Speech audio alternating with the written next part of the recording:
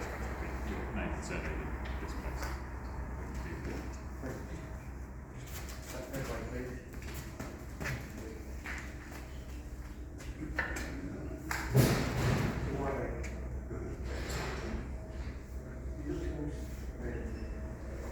What you have for breakfast? Very nice cereals and a cup of tea. Yeah. Just introduce yourself for me. You first. Neil Mackay. Could you spell both of those? Neil Mackay. And name of the business. Mackay's of Cambridge. And what do you do here? I'm the managing director of Mackay's of Cambridge. I'm pleased to be the fourth generation. We've been here since 1912. And what do you do here? Just describe the business. We have a wide range of tools, wide range of services, metals cut to size. We do everything as wide a range as perhaps fireworks as well. That's a big product for us. Hand tools, power tools, nuts and bolts, useful things. And what do you fear the congestion charge if it comes in would do to your business? It would decimate it, to be quite frank. If I was a tradesman, I was coming into Cambridge or coming in this direction, and I wanted some materials, and I had a choice between coming down to see my old friend Neil Mackay down in East Road and paying £10, or going to an alternative supplier who might be outside the zone, of which there are plenty, who has a similarly priced goods. Which is he going to do when he's got to put food on the table at the end of the day? And what about customers coming here? What effect do you think it might have on that? I think it would be a great distraction. I mean, they would not want to be coming down and paying £5, or a tradesman paying £10 in a van, or a supplier coming here wanting to spend with £50 being charged for a lorry. And how do you rate the strength of fear among people who live in Cambridge around the proposal? Well, I know it's absolutely massive against it. At the moment, Cambridge Live are running a poll on their website, which is showing, last time I looked, 85%, it varies between 85 and 86% against. So it's huge. We've been to various meetings, and the strength of feeling that is demonstrated, and the stories of people who are desperate that they've got, for instance, relatives who cannot be moved around and who simply cannot use public transport, then it's appalling. And they've included Addenbrooke's. So you'll be paying a tax to go and visit somebody who's sick. How much do you accept that Cambridge has a problem though, and it needs to sort out congestion? Well, it does have a problem of sorts, although I think it's hugely exaggerated by the powers that be for their own reasons, to be quite frank. Cambridgeshire is actually, we've got a situation, for instance, in East Road, where the GCP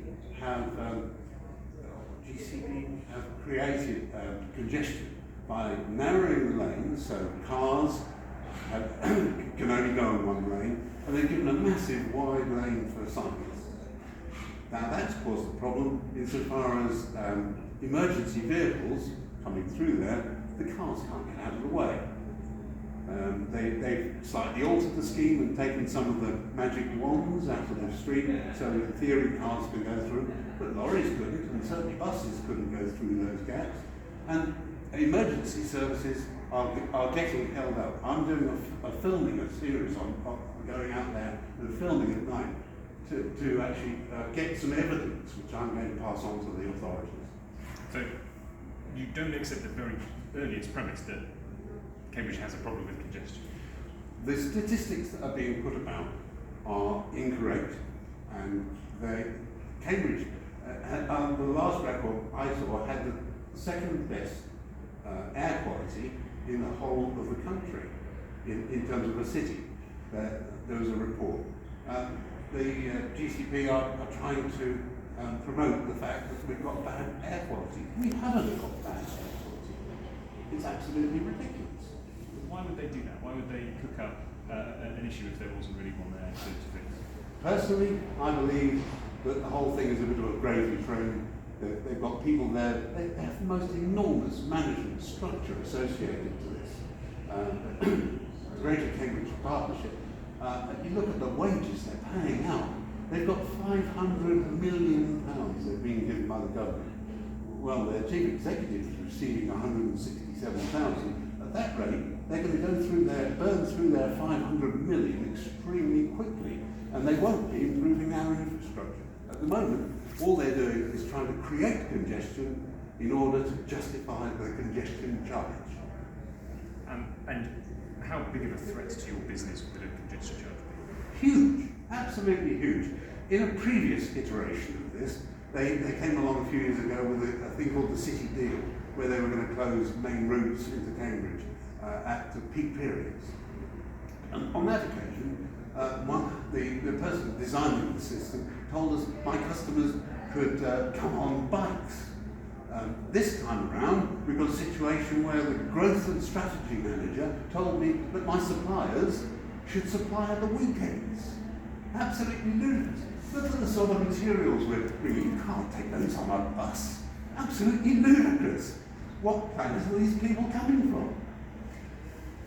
Is there an argument that businesses like this shouldn't be where they are at the moment, right on the cusp of the city centre? Shouldn't Well, I would find that very difficult. We've been here since 1912. Why should we suddenly move?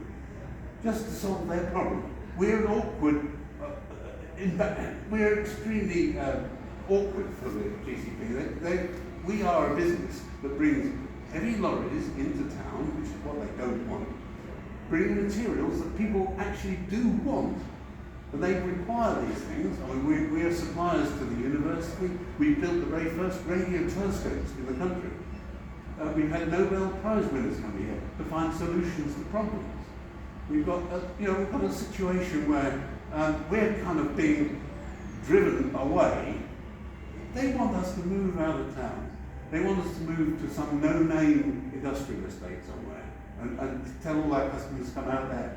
It won't happen. And it'll happen. It's not just us. It's other independent retailers. What you'll finish up with when people like us leave town is you'll finish up with a retail desert. You'll finish up with just chain stores you can find anywhere else. What sort of place is that for people? You need independent, people with entrepreneurial spirit. And at the moment, what they're trying to do is drive us away. Thank you. Thank you. Thanks very much.